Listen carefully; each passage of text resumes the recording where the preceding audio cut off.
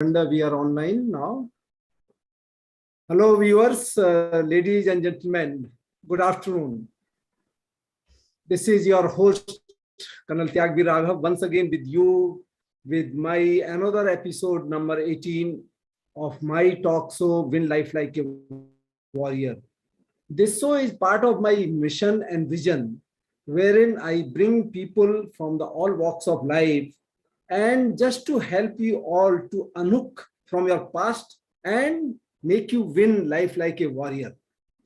So winning life doesn't mean that you have to go to battlefield and fight. Winning life, what I imply here is that you have to fight the demons within you. And the demons like limiting beliefs, self-sabotaging traits, negative thoughts, fear of failures. These are the demons which you have to overcome to win the life like a warrior. And how one can win or defeat these demons, I have a very small framework which I call it a warrior. The 7-letter step framework. Warrior means W means you have to have a winning mindset. Second letter A means you have to alter your attitude and become an attitude of gratitude. And then third letter in the warrior is R, which means that you remove clutter from your life. That clutter could be digital, physical, emotional, any kind of clutter you should remove. Then another R is thereafter you should reinvent yourself. And the next letter I in the warrior is inspire yourself, influence others. That is the another letter in the framework of warrior. Then O is overcome your procrastination. If you want to be successful, overcome your procrastination. Then the final R is ROTI, R-O-T-I. That is the return on your time invested. So after having done all these 6 steps, you can have a good return and you can reap the rewards. So that is what the warrior implies is. So in that series, on that quest, my today's guest is a very powerful, visionary leader from London, and she's a great publisher, Mrs. Brenda Dempsey. And she is not only the great publisher, author, visionary, and holistic leader, she has been a teacher for 25 years. She has been helping the student to bring their bright future. Now she's with me, Brenda. I must welcome you on behalf of my viewers. You are welcome to India. Thank you very much, Colonel. It is such an honor and a pleasure and privilege to be your guest today. And I am looking forward to sharing my little nuggets of wisdom that hopefully, even if one thing that I say lands on someone's heart and helps them take a step forward, then my work is done. I agree with you, Brenda, that yes, even if one nugget is taken by someone, it can change their life. And I'm sure not one, people will take hundreds of nuggets from you today. So to start with, Brenda, let me just know about your bringing up childhood. I believe you were born and brought up in Scotland. So can you just give little background that how was your earlier life as a teenage or as a child? We would like to know. So just picture a building, they're called tenements in Glasgow, and they're about 4 stories high. And this is where the poor people lived. And I am the youngest of 4 children.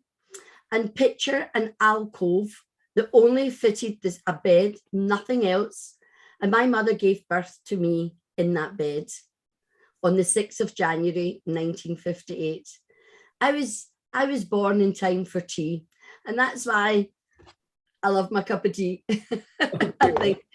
So you can imagine just 2 small rooms with 6 people.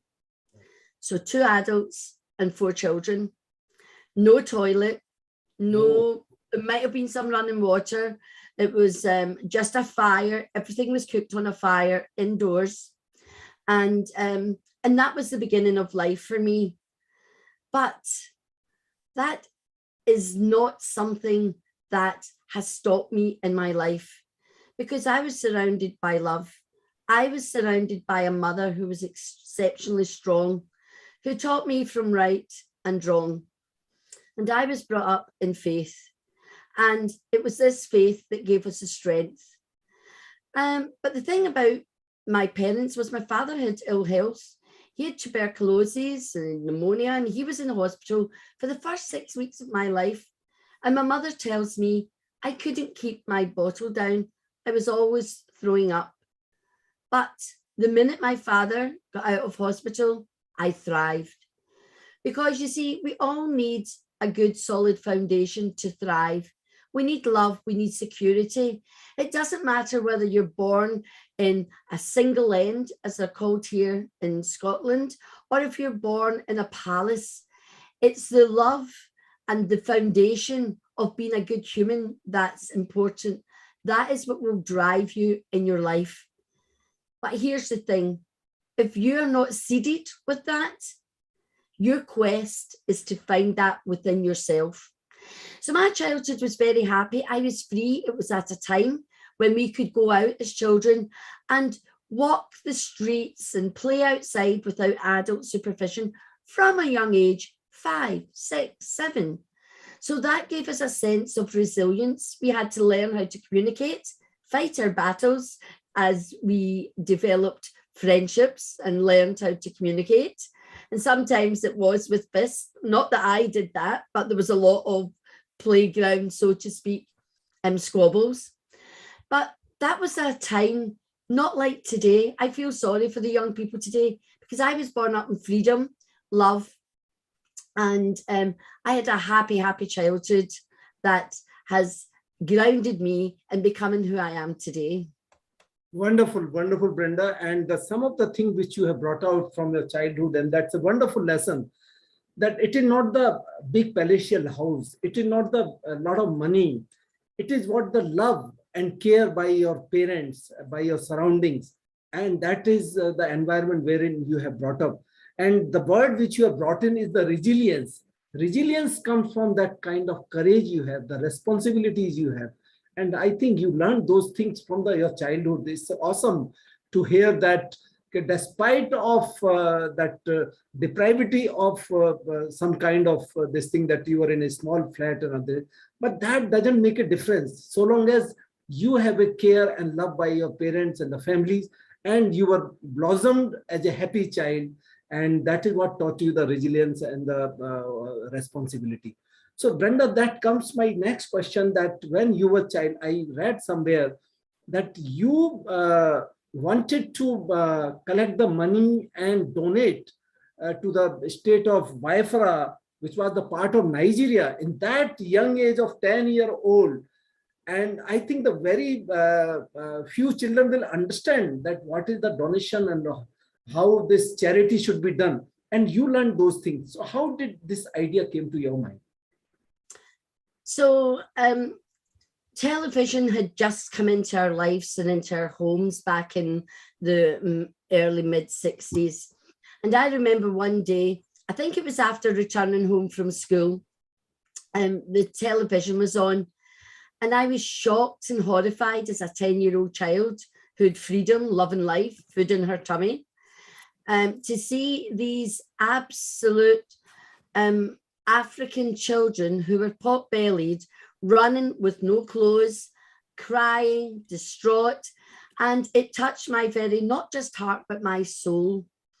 And I thought, how on earth could this happen? I didn't understand life like that. And I believe it was part of the Biafran Civil War. But I thought to myself, I've got to do something. What can I do to help them? And I think it was an ad for donating money.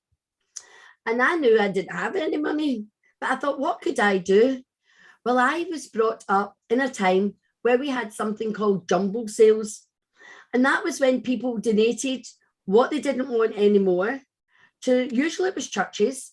And then they would put on what's called a jumble sale. So it was just a whole jumble of clothes, toys, books, bric-a-brac, things that people wanted no more. So I had this experience and I knew it raised money. So I thought to myself, I'm going to do that. I didn't even hesitate. So I told my mother my idea. And my mother said, no, you're not going to do that. And, you know, I was a child who was very, very obedient. I loved my parents dearly and I always wanted to please them. But I knew something inside me, something divine told me, no, you're going to do that. Doesn't matter what your mum says, because this is for a good cause. And that was the only reason I disobeyed my mother, because I knew I was doing good. Didn't understand it, but I just knew I was doing good. So lo and behold, I went out on a Friday, collected all this stuff. And on the Saturday morning, my mother helped me because she saw me collecting it all, put it on the street. And a few hours later, I had raised the equivalent of a week's wage. It was something like, I don't know what it is in rupees, so do forgive me. It was something like £8. It would be the equivalent of, I don't know, about £200 a week today. So I was delighted. So I knew then I had to take that money to the local newspaper and give them it. And I got myself into the newspaper. I didn't know that was going to happen, but I've still got the cutting today saying that Brenda Dempsey, a 10-year-old child, had donated £8. I think it was 2 shillings. It was the old decimal money back in the 60s. It was just before, it was a few years before decimalisation. So that just sparked me for the rest of my life. Actually, as a 6-year-old, I was giving money to Black African children as well. So there's always been something in me about helping others less fortunate, no matter where I am. Because, in fact, I just wrote about this today. It's so important to help others, no matter where you are, because by helping others, it will release you from your troubles. It will release you and show you a light that you want to step into. And from that moment on, I've always given back to others, sometimes children, women, whoever needs my help. And that's why I'm part of the same organisation as yours, Colonel.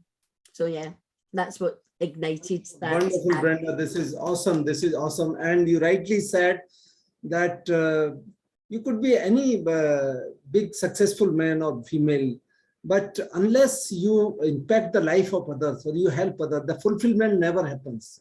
Fulfillment happens only once you give back to the society or give back to the people around yourself.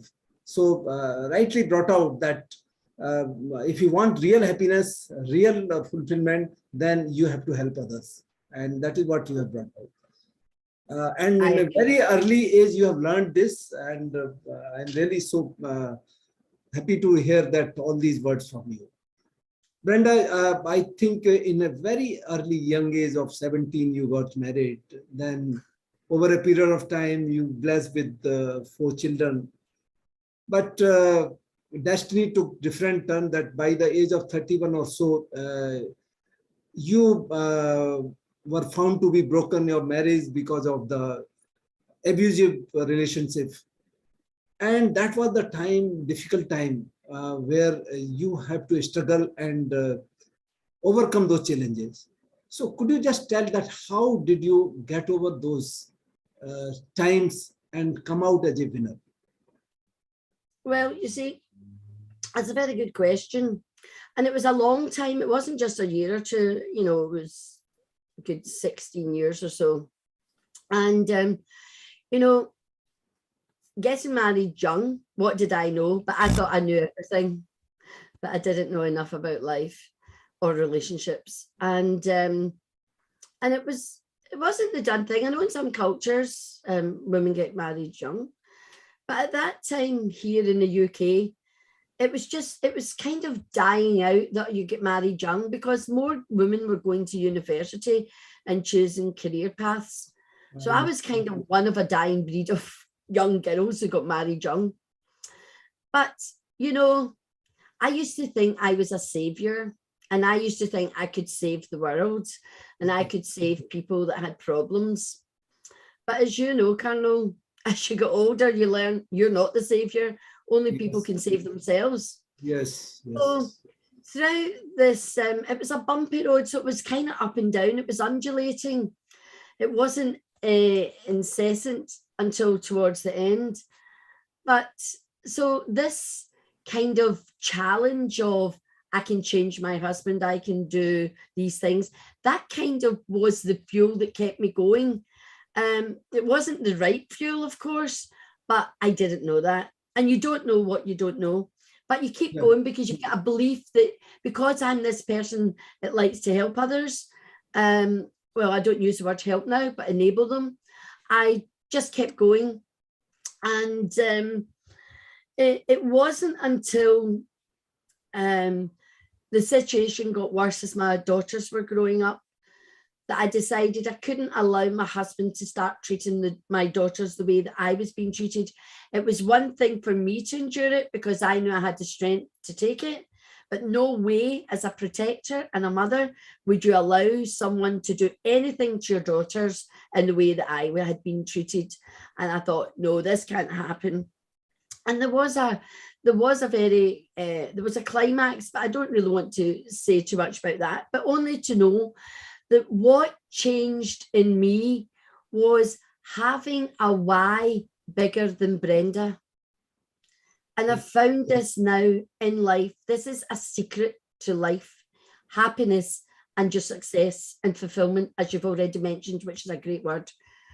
And that is have a why bigger than you. So my why was not to have my daughters endure what I was doing, nor my sons to witness, because they were starting to grow up, witness a negative role model. We had to break that cycle. So one summer's day, I was forced to leave that house, and I had feared that for 10 years. Where was I going to go? I had no money. I had 4 children. Where was I going to get home? But do you know what? There comes a point in your life where none of that matters. Fear just disappears, and your warrior, your brave heart triumphs, and you take the action that maybe you should have taken years before. But that doesn't matter. It's not about guilt or shame or berating yourself. It's about when the time is right, that action will happen. And you take that action into outside your comfort zone, into freedom, into new opportunity, into a bigger and brighter world. So when you've got a why that's bigger than you, then that happens. Yes. And that is my life lesson. So that's why I'm now unstoppable and will say yes to all the positive opportunities that come away. Brenda, in this small story of this period, you brought out so many profound lessons. Not one, not two, at least 5 lessons you brought out. First thing is brought out is that you don't know what you don't know. So you paid the cost of ignorance.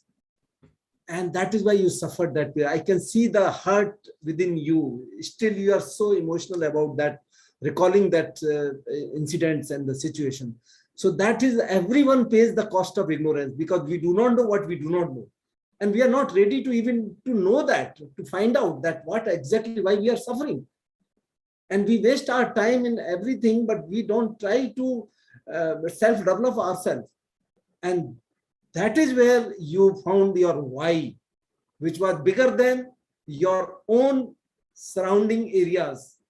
And when you found your why, you got over the fears of leaving behind anything. And that is what is called the actions. Once you take action, in the presence of fear is the courage. So all connected.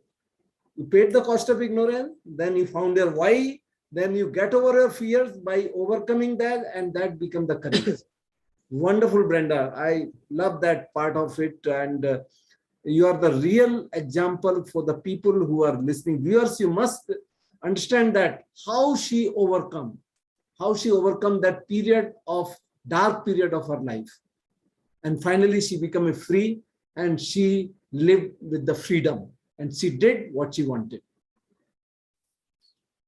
Brenda, next thing is that I read somewhere again that you found your armor.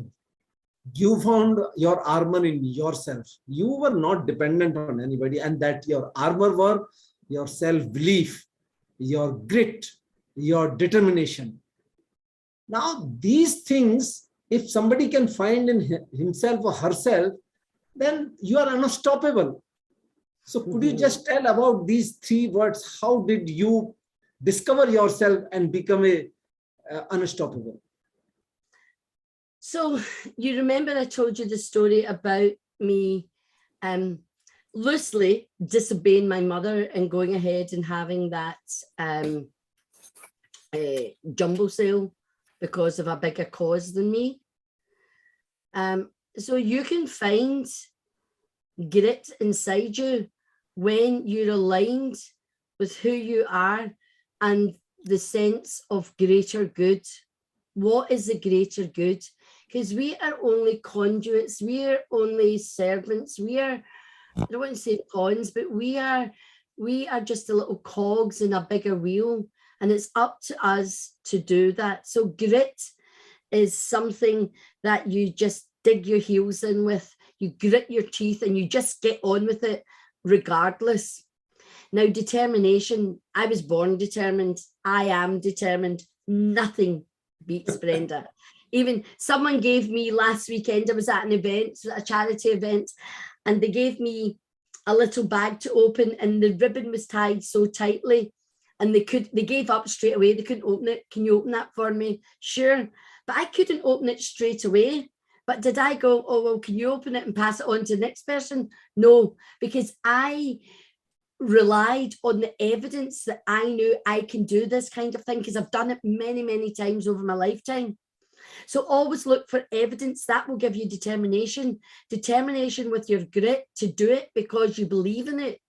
So I persevered and I opened it within, I don't know, 30 seconds. It took me a bit longer because my dexterity is not as good as it once was. But that determination, knowing you can succeed. So as you go through in life, I call it a brag bag and things. Look back at your life. Look back at what you've achieved. What have you achieved? Small things. Could be getting up out of bed if you're depressed. Doesn't matter. There's always something you've achieved. You've broken through a glass ceiling. You've gone beyond your limiting beliefs. You've thought, no, I can't do it. But then with encouragement and trial and error and getting up with that resilience, just like a baby does when it falls down and gets back up when it's learning to walk, we all have the evidence within us. And for me, one of the biggest places you find your evidence is in your childhood. In your childhood. Because there is the training ground and we do not make it aware enough. Like I said, we do not know what we do not know. And as children, we come into this world with love, with divinity, with light, with all what we need to live a gracious and beautiful life. But cultures, experiences, environments, they take it out of us. But when you become aware and you've gone through different challenges in your life, some small, some big, like mine, you know, because I was homeless as well with my 4 children. When you overcome all these things and you succeed, so I became a teacher in that dark period, nothing can stop me because I know I have it in me. And I tell you, when you get to a certain age, Colonel, you know, when you get to a diamond age, that's all I'm going to say, you have this self-belief that everything is possible, that you are possible and you can make a difference. And that's why I serve so many organizations today, because my voice is awakened, it's roaring. I'm amplifying it with the message across all the different platforms that I am blessed to be invited to speak on. So when you do these things and you have these traits, then you can be unstoppable. But my mission is don't wait till you get to middle-aged and beyond. Find it sooner and use it as your armor throughout all of your life. So great, so profound, so wonderful.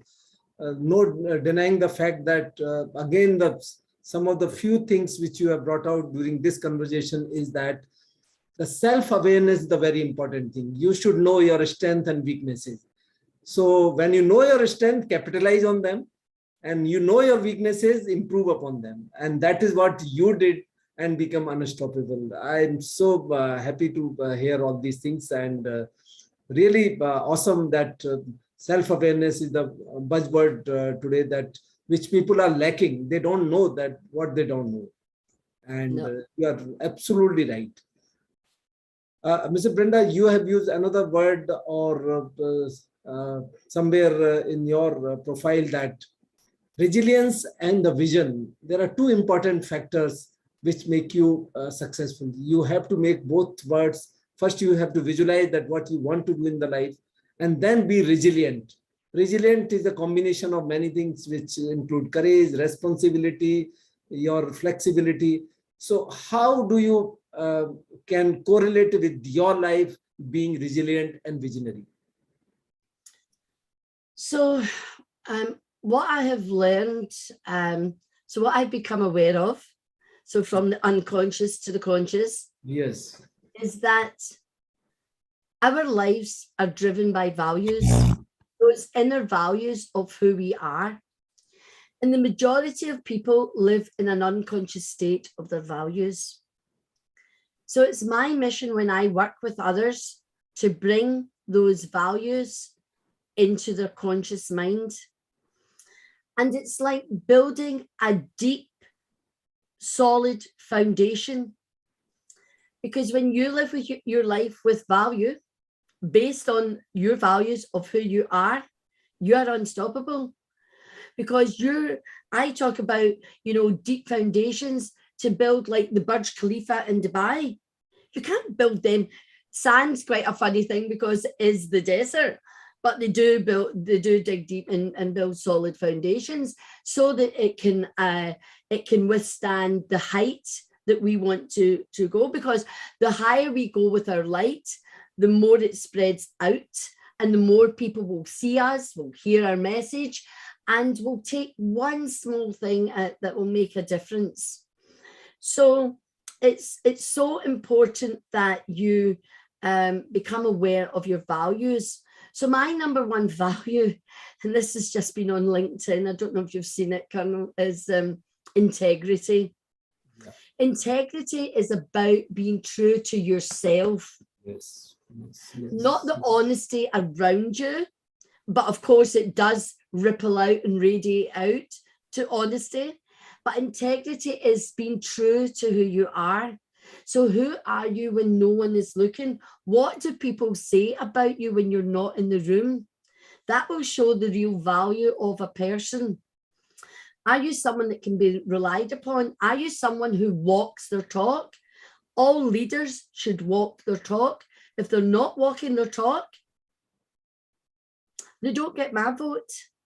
Because we can all spout, we can all say great things, but it comes in our truth, and that's represented in our voice. And that voice is ignited by our value. So values are important. So for me, if I'm cleaning out a cupboard, I will clean it out to the best of my ability. Having integrity is doing things to the best of your ability, no matter what. It's your ability. It's not comparison to someone else's ability. That's where we make mistakes as humans. And that's where we get jealousy and, we have all these feelings that just don't sit well with us. And when you are aware of your values, every decision you make will be based around those values. And when you make a good decision, you feel great. And when you make a decision that goes against your values, that's when you feel, you get maybe embarrassed, you have doubt, you have all these negative emotions going on. So know your values, live life by your values, make the great decisions, work with others. Collaboration is my second value. We cannot get anywhere without others. We rely on people all of the time. Even if you think you live a lonely life, you need people, the people that are running your electricity. There's just so many people we need in our life. Yes. And when you embrace that, when you embrace other people's greatness, know that you can learn from them, know that their light will help you intensify your light, then there's never competition, but only collaboration. So I suppose the short answer to being unstoppable is know your values and lead by the light of those values for others to see and witness. Absolutely, absolutely. Means it is absolutely to the point, and you have hit the bullseye by saying that you have to be integral to yourself. The integrity is the one topmost quality, and that defines your character. So if you can build your character, then everything will fall in place. And then character include the first ingredient is the integrity. And integrity is that when nobody is watching you, how do you behave? How do you conduct? How do you take responsibilities? And the another point which you brought out, that how people address you, refer you once you are not in the room. And that is your branding. Means if you are regular in coming late, then people will say you are the late comer. They will always say, they may not say in front of you because you are the senior or you are a high profile person. But the moment you leave the room, they will say he's always a late comer. Or he's a, he can always even say that he's a very straightforward. Or he can say he's a very strong person. So that is your branding. So the branding, integrity, they all go hands in hand. And that is where you become unstoppable. And that is what you followed it. And that is what you are imparting those values to others. And these are the values. And if you live with those values, of course, you get success, you get fulfillment, everything you get it. So here comes my next discussion point is Brenda. And as I know that Brenda is a sword, it means sword, and you are like a sword, okay. It's the armor. You are carrying that armor with you always, and that armor is of grit, determination, integrity, values. So that is the armor with you. Yeah. Yeah. So you know, Brenda, today is a International Happiness Day. Okay. And I am very happy that today we are having conversation with a lady who is happiest and on the Happiness Day, International Happiness Day. So I would like to ask you, Brenda, in your definition, what do you think is the happiness is all about? Well, you see, so this is wonderful. And again, through my journey, through making mistakes, where we learn, we as humans, I used to think happiness was out here. It was out in the world. And I was chasing happiness. And this is the mistake we all make. We chase happiness. We look for happiness in other people. We talk about finding a person to make us whole. No, we are already whole. These are the people, your husband, your partner, whatever, your wife. They enhance who we are. We do not need one other person to make us whole.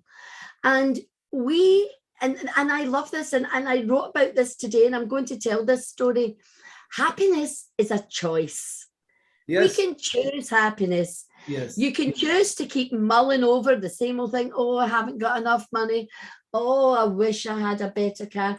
Oh, I wish I had a better job. So you're chasing the happiness outside of you. Whereas instead, when you go on the inner journey, which is the most adventurous journey in your lifetime, then you find the happiness, but you don't find it, you create it. We're creators, you know.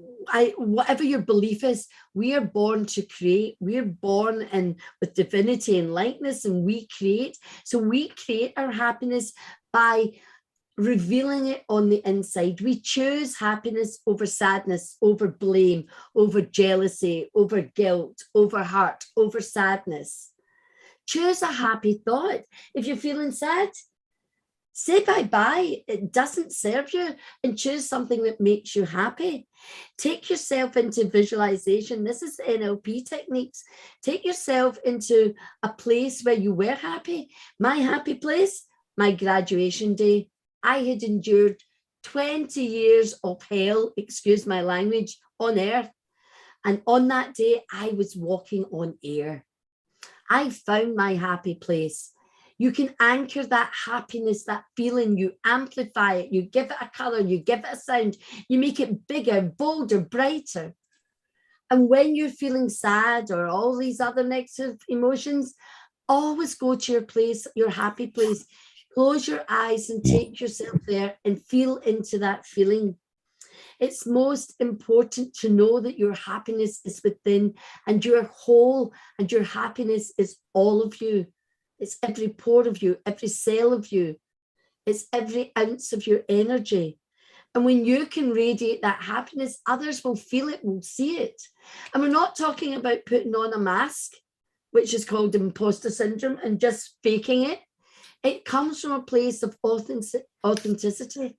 And that's how, when you connect with who you are, it's easy to do all the time. Who wants to be miserable? We don't want to be miserable. Sometimes we're thrust into misery because of wars and how we're being treated. But if you know the story of Viktor Frankl, who was a Jewish, he was in the concentration camps. He talks about man's search for meaning, and it's the inner journey. And even when the Nazis were trying to break him, he said no. He refused because he was in control of his mind.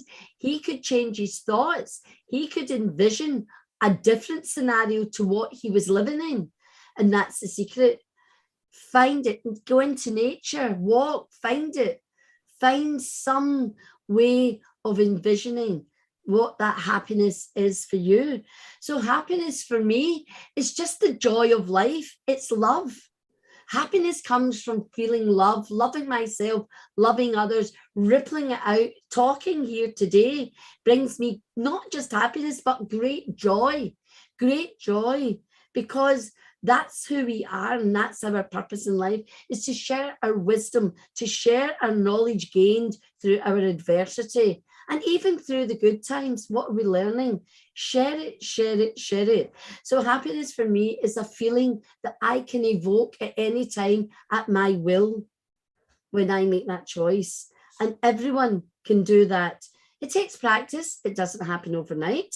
But it's like anything else. To get stronger, you go to gym, you do exercise, you get better. So you can be happier more and more and more by choosing happiness, by finding the things in life that make you happy, by looking at photographs of children, if children make you happy, of nature, of animals. What is it that stirs that great joy within you? Find it and have a little toolkit ready for the times when you're feeling sad. But I want to just add a caution to that. Not a caution, an added note. It is all right to feel sad. It is all right to get angry. The thing is, acknowledge the feeling and just let it go by without judgment. Do not judge it. And then when you've had enough of it, just tell it goodbye and replace it with another thought. Do not suppress negativity and negative feelings. Just let them be and acknowledge them, but don't let them define who you are or define the action or the words that you use. Just acknowledge it and then choose something better. So happiness is just being with other people, choosing that thought within me, knowing that I have that power and that magic. And that's what I want to share with others, that they too have the choice and they too can share it so that they can tap into whatever it is that makes them happy. So great, Brenda, and so detailed description you have given. And you started with the very profound statement that happiness is a choice. It's a choice of an individual. If you want to be happy, nobody on the earth can make you unhappy. Nobody can touch your happiness, provided you are ready not to be happy. You be happy, nobody can make you unhappy. So it is your choice. But some of the point which you brought out, and I would like to summarize for the my viewers, that the habits of happiness. I will just give 3 habits of happiness. The first one is that practice giving. If you start giving to the people, you will automatically feel happy. That is the number 1 habit in your life. If you practice giving to others, whatever way, share your knowledge. Brenda has brought out, share your knowledge, help others, give something to others, gift it. This gives you immense amount of happiness. That is the number 1. Second habit of happiness, if you can develop, is the practice gratitude. If you practice gratitude every day, I'm sure you will always remain happy. That is the second very important habit of being happy. That be grateful whatever you have, whatever little or more you have around you, your family, your people, your house, your car, your cycle, whatever you have, you should be grateful to that, to the God that you are alive today and you are happy. That is practice gratitude. The third very important point for being happy in life, and that is third very habit, is that live in the present. The past has gone. There's no point cribbing about that and worrying about that. So be happy. Future yet to come. So no point worrying about that as well. So be in the present. So if you follow all these three things, I'm sure nobody can take your happiness. But the bonus point, which I will tell you, that one bonus point, which I will tell you, even Brenda has touched upon that, keep yourself fit. If you keep yourself fit, no amount of, and if you are unfit, no amount of any materialistic thing can make you happy. So the bonus thing, that always take care of your health, your body, because you are within the body. If this is you and this is the body, you are within the body. And if you don't take care of your body, tomorrow the body will not take care of you and you will be unhappy throughout. So this, if you keep these viewers, these things in mind, I'm sure you will remain happy. So Brenda, thank you so much for elaborating that happiness part so beautifully. I go a little forward with your story, is that you are running a movement of naming that I can. Yes, I can. I can do anything in life. I will never say that I can't. And that is a very powerful movement wherein you are making leaders, and we are making the leaders with the voice of courage. So Brenda, let us know what is this movement first, and how do you think the courage is all about? Over to you. Good question. So sometimes we use being brave. I have three words I like to use. I like B words because my name begins with Brenda. The words I use are brave, bold, and beautiful. And I look for beauty in life all the time. And but courage is doing whatever it takes, even when you're most afraid. It's something, it's not tangible. It's an essence, it's an energy, it's a spirit that allows you to stand up for what's right, to do the right thing. So it's all linked to integrity for me, It's stand up for others, do what's right. Courage will allow you to do it no matter what, because you think of the outcome, you think of what it is you're going to help the people with, whether it's yourself you're helping or whether it's others, and as you said so eloquently, giving is like, that's the currency of happiness. And so it's so important to just face your fear and do it anyway. It is a cliche, but it is very true. So everything I do in my life, because I've got such profound belief and know that life is working out right for me because I have lived with a pure heart, be who you are, then courage is it's part of my DNA. And it's part of all our DNAs, because that's how we grow, stepping outside our comfort zone. You're never going to grow inside your comfort zone. And I know you talk about that, so I'll let you explain all those zones, Colonel, and I love it. And so we have to get outside that comfort zone, and that takes courage. It takes courage to speak up. But you know what? When you do it from a place of love, no one's going to fault you. It doesn't matter if you make a mistake. And for me, that's important. It's important to know it doesn't matter if you fall, it's built on that resilience. Just like I said, when you're a baby and you learn to walk, you fall down, you get back up again. Or if you learn to ride a bike, you fall off and you get back up again. Why? Because it's more important that you achieve walking, you achieve riding a bike, you achieve whatever it is. So all the things that I've said already is what gives you courage. A why bigger than you, giving, just knowing that you can achieve and knowing that failure is part of it. When you accept, when you dismiss perfectionism and you accept that failure and mistakes are part of success, fulfillment, and growing and getting better, then it helps your mindset, it helps your spirit. Your spirit drives the mind. So I don't lead with my mind, although I'm massive on mindset and I can mindset at that. It's my spirit and my heart and soul that drives me to do everything I do. And people will say, why are you doing more stuff? You should be resting. Why are you doing that? My family. And you know what? I say, well, because I can. Because I can. And Yes, I'm at that yes. point in my life. I can do anything because I'm free. I can choose to help one charity or 101 charities. Doesn't matter because I can do it. So I can choose, will I do it or will I not?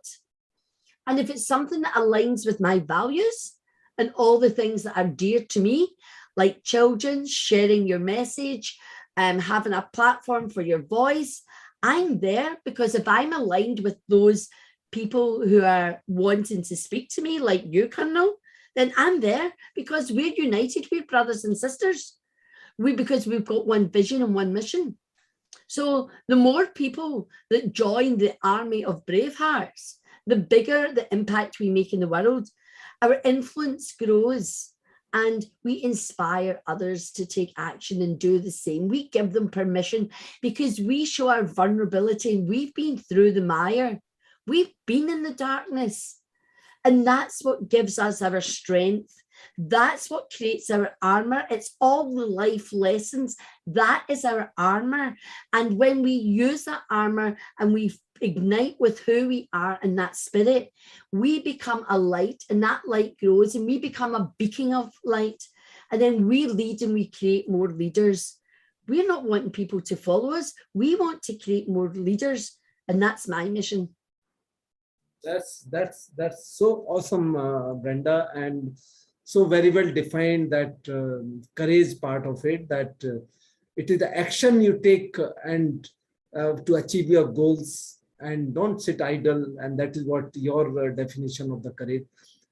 I would like to add in that basically there is no pill of the self which you can buy and gulp it and then you become courageous. Okay, or neither it is the opposite of fear. It is basically the action taken in the presence of fear is the courage. When you take action, when you know there is a fear, and fear is nothing but it is a false evidence appearing real. 95% no fear comes true.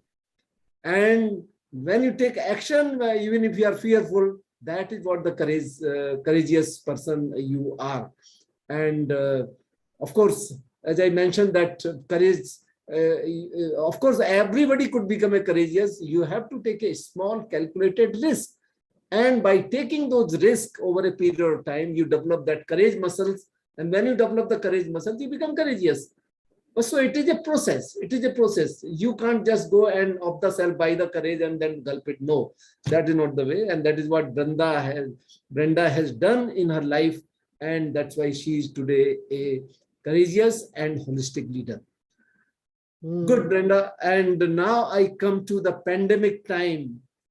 Last 2 years, we all have experienced pandemic, and such a horrific experience most of the people had. And where one side all businesses were going down, there are certain people whose businesses flourished. Now it's only the way you look at the situation, look at the opportunities in that. And that is where the Brenda came. That is where the shot came, that you created an organization, you created a brand, you created an opportunity of Book Brilliance Publishing House. how this happened when everybody was inside the house, flat, not thinking of doing anything new. And you took a step of becoming an entrepreneur, successful entrepreneur. During that period of time, you published number of books, you written number of books, which is absolutely creditable. We would like to hear from you about that. Well, so this is a culmination of all the points I've made today. This is about having opportunity and finding a why that helps you drive and achieve your vision through your mission. So, as we've said, I was a teacher for 25 years and I became dissatisfied with that. So I decided to leave education, not fully, because once a teacher, always a teacher. But I wanted to coach adults because I wanted to start working with other adults who could make impact and create ripples. So all these different ripples would be going on. So I would be helping more people in the world be the best version of themselves, because it always comes back to being the best version of yourself. Because I tried to be the best version of myself. I'm not always successful, but I'm constantly striving to do it, So some days I'm better than others, but it's that willingness to keep trying. So I had been, I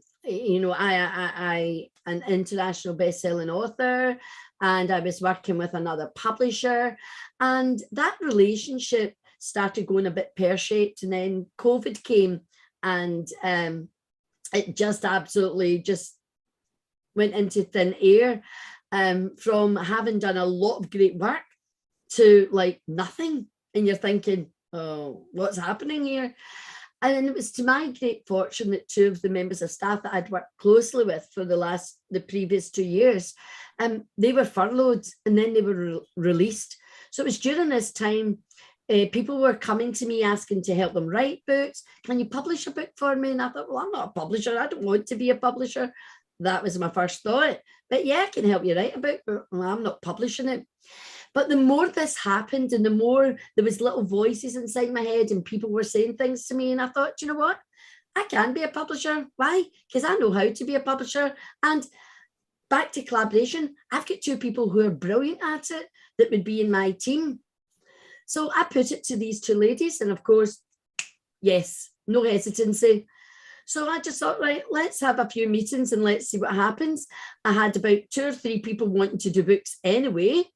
So that was it. We just went yes. We said yes. So remember, being open to say yes to whatever comes your way.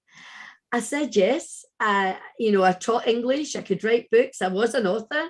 I knew how to publish a book. I knew the process. I knew all the intricacies of it. I didn't have years and years of experience, but that doesn't matter to me because I'm a teacher and I was an outstanding practitioner. So I just say yes to these things because I know I can and I know I can do it, and not just do it, but do it to a good standard. So that was easy. And then once I said yes, and then once we started talking about Book Brilliance Publishing, we set up, it was just like the universe just kept bringing me people with books, children's books, memoirs, business books, fiction, all these different genres. And I thought, well, I can do that because I know how to write, and I taught all these different styles of writing. So again, remember I told you to go back to your evidence. I looked at the evidence, but I thought, well, I've got that. Okay. I don't have publishing experience, but I've got the ingredients of what you need to do in publishing. So I thought, why not? And then as I was getting stronger and stronger, I invested in PR because I knew that was a great way to be. I hadn't been on LinkedIn before that. I then made a decision, I'm going to use LinkedIn because that will help me. And lo and behold, it's been an explosion. And that's how I've met amazing people like yourself, the III, 28 COE, the UNACCC. I am a leader in all of these groups.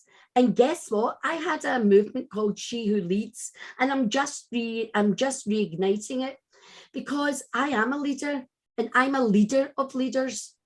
And it took me a while to embrace that. I thought, well, who am I? The mindset of You know, that's, you know, my mother always told me to stop boasting and things like that. But it's nothing about that. It's making a difference in people's lives. So it gave me the opportunity as a publisher to create more leaders through the people who write books and showing them great things, starting with values, vision, and mission, because I believe in that 1,000%, that when we have that awareness of who we are, and my authors change. The holistic approach came because I was a holistic teacher and we're whole people. So how can you just publish a book and not do business, personal development, marketing, PR, all of the other things you need to be a successful author? And I call it authorpreneur, because you need to speak, you need to write, and you need to have a business around your book. So it just made perfect sense. And in the last 6 months, you know, I feel as if I'm soaring. Just in a few days' time, I'm off to Dubai. I have authors in Dubai. So my authors are people around the world. And this is what I wished for many years ago. Many years ago. I didn't know how it was going to manifest. I didn't dream of being a publisher, but I dreamt of being someone who empowered, enabled people to be the best version of themselves. And the universe has shown me that my vehicle is through publishing books. And hence now, whoa, I'm out there, I'm doing it, I'm loving it, because I'm helping people be the best version of themselves. Yes, the byproduct is they get a book, but that's not what my authors get when they work with me. They get all that other great, valuable stuff that no other publisher offers. Yes, yes. And that is what the differentiator you have created between the authors, publishers, and that is what you are following it. And I have heard that, I read it somewhere, that they drive and you navigate. That's right. They're in charge. Yeah, they are the driver, because they have to sit on the driver's seat. You can Yes, just you can show the direction only. They have to drive. Ultimately, they are the drivers. And that is what the important is, that you have given the power to them. You have given the power to them. And that is where the differentiator lies between the normal publisher and publisher, the Brenda. Yeah, absolutely. And that's very true. Because they need to take responsibility. Going back to what you were saying earlier, they need to take responsibility for the success. It's not the publisher's place to make the book a success. It's there, but we do it in partnership. That's where the collaboration, the second value comes in. Our third value is reliability, because we walk our talk. If we say something will happen, you can bet your bottom dollar, for want of a better saying, that it will happen. It will happen. Absolutely. Without, and that goes back to integrity. Yeah, that's correct. That's correct, Brenda. And another thing which you have been doing is that you have some charity organization which you are calling it Helping Handbags Worldwide, wherein you are helping the women, helpless women, and the children. What is it all about? So Helping Handbags came about in 2018. I was still a teacher at that time, and it was on October half-term break. And, you know, scrolling through your social media as you do, and I seen a meme that said, take a once loved handbag, fill it with sanitary products and hygiene products, and give it to a woman who's homeless. And I thought, oh my God, that's so simple. It was beautiful. Remember, I told you brave, bold, and beautiful. It was a beautiful act of selflessness, and it was easy to do. It was easy. I can do that. Back to the I can do that. So I reposted and I asked, who's with me with this? Thinking I'd find 6 women to go to London, take handbags, and we would go and we would give them to homeless women. No, 10,000 people decided to follow that lead. And within 6 months, we delivered over 10,000 bags filled with sanitary products to all sorts of organizations and people some on the streets, some through organisations, and we created hubs all around the UK for this, and it drives itself. But it's something I'm rekindling. I'm in talks with some other women. We're going to rekindle it, but we're changing the focus. But it's all about empowerment. It's all about female empowerment, and a lot of the women have come from are fleeing domestic violence, so they're looking for their domestic peace. But I'm looking at how can we empower them to become financially independent once again, because most women who flee domestic violence have been they've been financially dependent on their partners, so they have no money, they don't know where to begin. So that's what we need to do, is we need to help them, not only practically with giving them products to give them back, help their self-esteem and some value and some worth, because that's what they've said. We've been on radio, and the recipients of the bags, that's what they say. They give it something that belongs to them. They start with that sense of belonging, and that's Maslow's hierarchy of need. We all need to belong to something. We need a belonging. So for me, it's now at the time it needs a reshuffling, and absolutely working on it in a slightly different way, so we can empower women to take back control, to regain a greater self-esteem, and for them to take action and make a difference in their life. And of course, you know what will happen with that? Once they do that, the old ripple effect, they will then help others.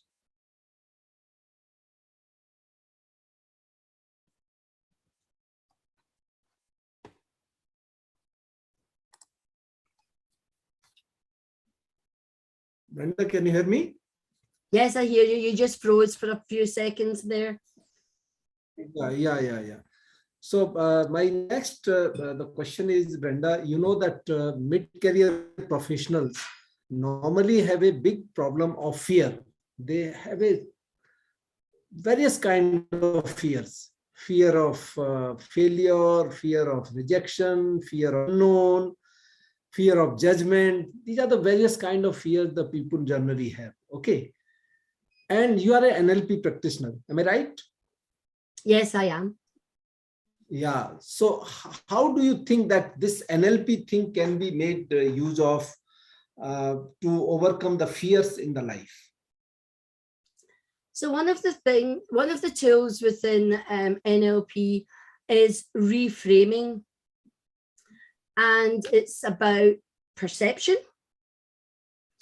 reframing, and taking that responsibility and looking at the self-talk, because language and the words that we use to ourselves are so crucial to our perception and to that reframing.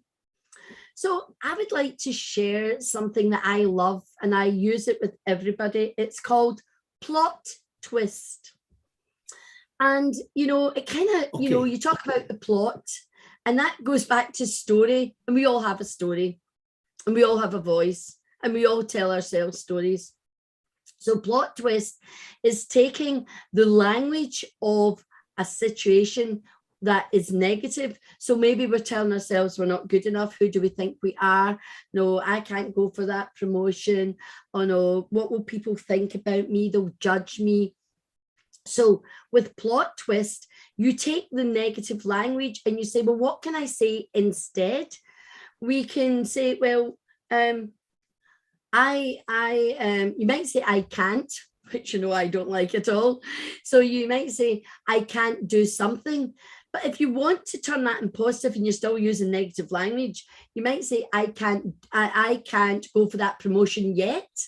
Then it's your responsibility to find out, well, what do I need to do? Who do I need to become? So it inspires the action.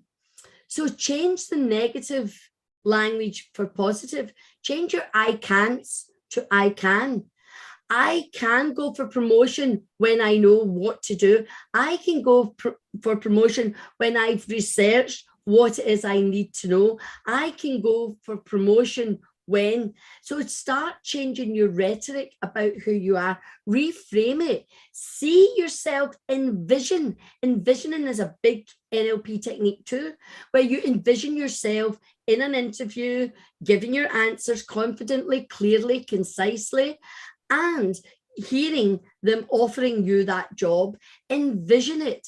Now, all the big masters in the world today talk about envisioning, and Mind Valley is a massive multi-million organization, the people that go to Mind Valley, and that's what they talk about time and time and time and time again. Think of sportsmen. I can talk about, there was a rugby player maybe about 16 years ago in the World Cup when England won the World Cup in rugby. And the man's name's just escaped my mind. It'll come back to me. But every time he had to take a kick for the goal, you would see him getting himself into a body position, looking, envisioning it. And 99 times out of 100, he scored. Golfers do it, athletes do it, people on the stage do it, speakers do it. Envisioning is massive. So change your rhetoric, reframe that thinking, and envision yourself achieving the success, and let it become your habit. A great time to envision is as you're falling asleep, getting into that, the different alpha states, so that it goes into your cells. So these are great techniques to use for your success, to overcome any fear that you have. It's so important to know that you have got the control, you have got the power within yourself to achieve whatever else. Everything is possible for you when you believe and you take action and you find the courage to take the steps in order to do it. Know that it is your birthright. Perfect. And there is no denying the fact, Brenda, that visualization and imagination is such a powerful tool that your subconscious mind can make you achieve anything, provided you go with the action along with your visualization and imagination. And that is Absolutely. the secret of success, that take the massive action after you visualize and imagine, and then the universe will conspire you to make you reach wherever you want to reach. Absolutely. I believe that 100%. Yeah. Brenda, you have been a very good writer, author with the 7 books you have published. Would you like to give us some piece of advice to the people who wanted to write a book but they got stuck? Means what 1 or 2 tips you would like to give them so that they finish their books in time? Okay, so the first thing for me, always, is just write from your heart. Too many people in the beginning get hung up on spelling, punctuation, grammar, all of these aspects of it. That's why you have an editor. Editors can polish your writing. But in the beginning, I would suggest that you just have a very natural way of telling your story. Yeah, we can fix it after that. Just be natural at telling your story. Now, if we want to get more technical, the best thing to do, we can use Post-its for this because then we can change them about. Just think of where's your starting point with your book, whatever that book is, and what's the end point with the book, and why, and ask yourself, why do I want to write a book in the first place? What's the purpose of my book? How do I want it to impact the reader? And what's the message I want to give? Answer those questions first. Then think of what's my starting point, what's my end point, break it down into 10 sections, and then start writing under each section. Just let a natural outpouring come.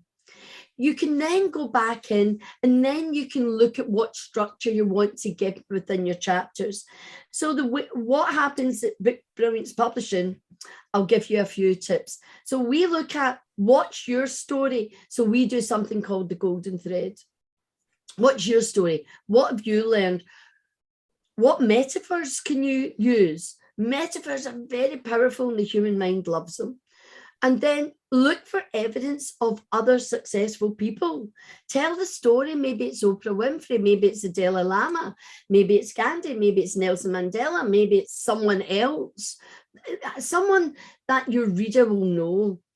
Because when you do that, you raise your authority, you raise your profile, and people will see you as an authority. Oh, they're quoting, I don't know, Gandhi, they're quoting whoever, and also they know a thing or two. And when you say you're an author, people see you in a different light.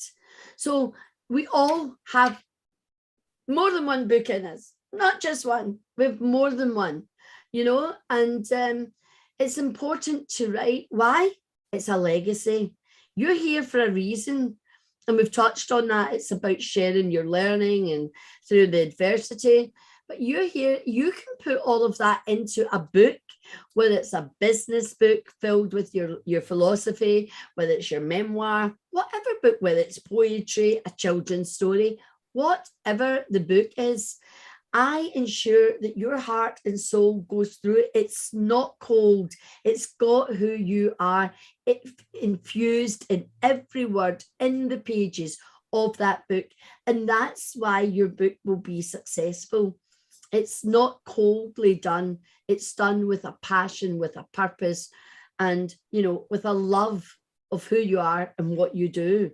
So everybody and anybody can write. And if you can't write, you can record it into a program like Otter, and it will write the words for you.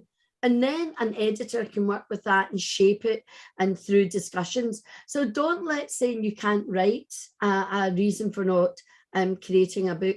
Because listen, I'm a problem solver extraordinaire.